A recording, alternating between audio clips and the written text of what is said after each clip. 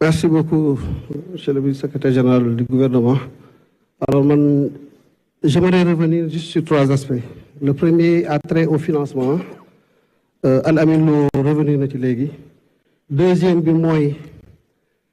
ambition bi ñu am mooy mbébét bi rëy na te diagnostic bi wane na ne jafe-jafe yi bari na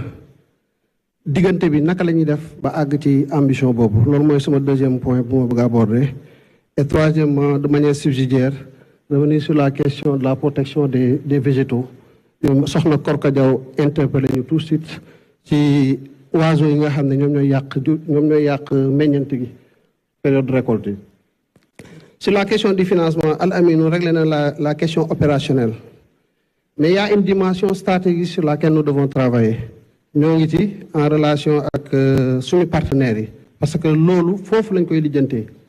bi ci njëkk à mois d'avril rek bi ñu demee assemblée annuelle Banque mondiale et Fonds monétaire international posé nañu benn dimension question bi te la dimension stratégique lu tax mu am solo mooy que ne day agir sur la profondeur de nos marchés financiers parce que loolu tamit beneen problème la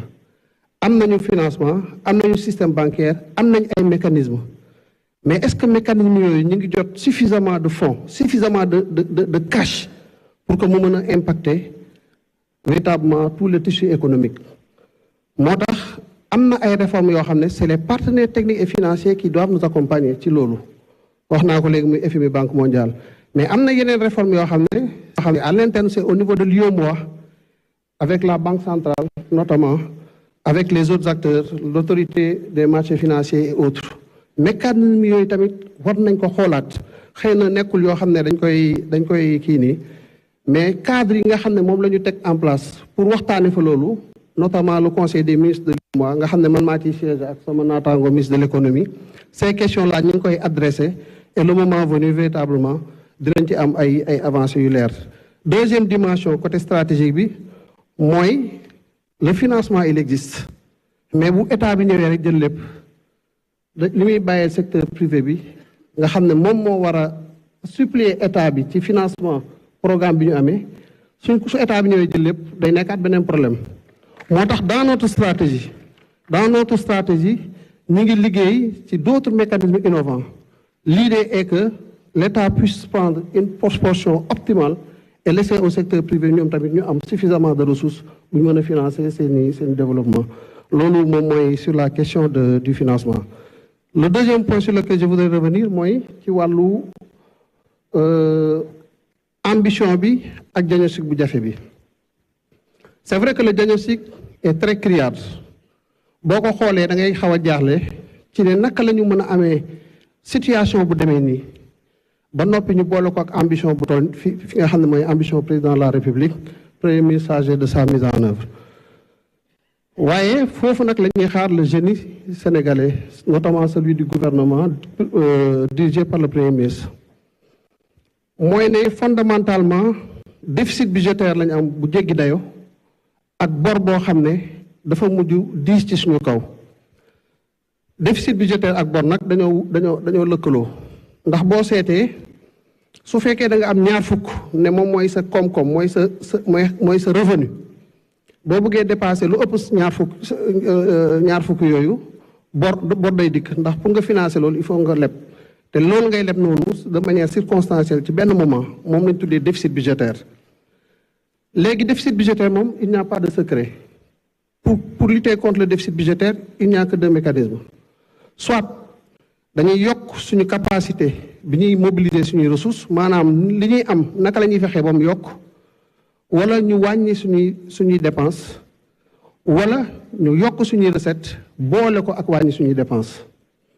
bu ñu nee wàññi suñuy dépense rek il faut ñu def attention cela ne signifie pas que dañuy ñëw dagg dépense yi déedéet dafa am nu ñu tuddee les tendances c'est-à-dire que da ngay accélérer sa capacité mobilisation des ressources c'est-à-dire que bu fekkoon ne dañuy créer richesse 100 li ci jugee ci ressource nekk 17 da ngay fexe ba 100 yi ngay créer 18 19 wala 20 yokk ci nga xam ne say ressources bopp lay bokk.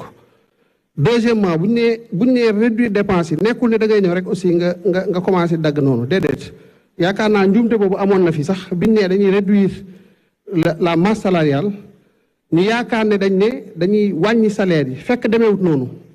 dafa am lu ñu tuddee ay proportion c'est-à-dire que on décélère dépense bi day yokk waaye ni muy yokkoo dañuy fexe ba li ñuy am ba richesse bi Sénégal di créer mu gën a gaaw rythme bi nga xam ne ñun moom la ñuy dépenser donc suñu boolee ñaar yooyu ci recettes yi ak ci dépenses yi boole ko nag comme suñu bor diis na faw mënatul ñàkk ñu ut ay stratégie yoo xam ne dañuy xool naka la ñuy gérer bor boobu li fi nekk déjà am nañ ay acteurs yu ñu ko seqal ñu dem xool naka lañ koy waxtaanee ba dans le court terme ñu reprofiler dette bi c'est-à-dire que dette boo xamante nii dafa gàtt ci ay conditions yoo xam ne conditions yu diis la nga xool naka ngay waxtaanee ak say partenaires ba dette bi nga ubbi ko yokk ko ci ay années mu libérer ay espace budgétaire libérer ay couloir donc ay niche budgétaire yoo xam ne les projets du référentiel ne serait-ce que sur le plan d'action dañuy mën a trouver ay espace bu ñu ñëwee abonder le budget. Voilà fondamentalement l'exercice. On a identifié sur les recettes, sur les dépenses, toutes les actions qu'il faudra mener sur la période. Bu mujj bi rek pour ne pas être très long, c'est sur les oiseaux granivores. Et là, je vais parler au nom de mon collègue ministre de l'Agriculture et de la Souveraineté alimentaire. Effectivement, le gouvernement a un programme de renforcement de la protection des végétaux. La direction de la protection des végétaux, d'ailleurs, ñu ngi ci en discussion nu ñuy fexee ba yokk seeni moyens mais liggéey bi du loolu kese yow ci noor bi nga nekk xam nga ne picc yi lu ci bari dafa am fu ñuy daw làqu ji te foofu xëy na nekkul ci Sénégal am na beneen partie ci Mauritanie boo xam ne effectivement base arrière la pour ces oiseaux granivores. L'idée, c'est que dans le cadre de la coopération avec la Mauritanie, que nous puissions prendre toutes les dispositions ci moment bi nga xam ne mooy moment bi gën a baax nga xam ne foofu ngay fekk picc yi jëflanteeg ñoom li nga fay jëflante boobu meññeent bi ñëwee ñoom du ñu mënati ñëw yàq ko liggéey boobu ñu ngi ci moyens yi ñu ngi koy jox ministère de l'Agriculture à travers la direction de la protection des végétaux, le ministre des Affaires étrangères dans le cadre maintenant de la coopération avec ces pays en train de prendre toutes les dispositions. Voilà donc ce que je voulais apporter comme élément de réponse. Merci. jërëjëf ministre du finance et du budget yaakaar naa ne ñi ma jiitu ci wax ji presque couvrir nañu li nga xamante ne nii moom moo amoon solo xam nga dañu ne rupture yaakaar naa Abi Kan moo ko wax booy def rupture da ngay expliquer fi nga xamante ne nii fa nga jóge fi nga xamante ni fa nga jëm mooy diagnostic bi nga xam ne def nañ ko slogan président de la République di jubal jubbanti alors jubal jubbanti da nga naan li ngay jubbanti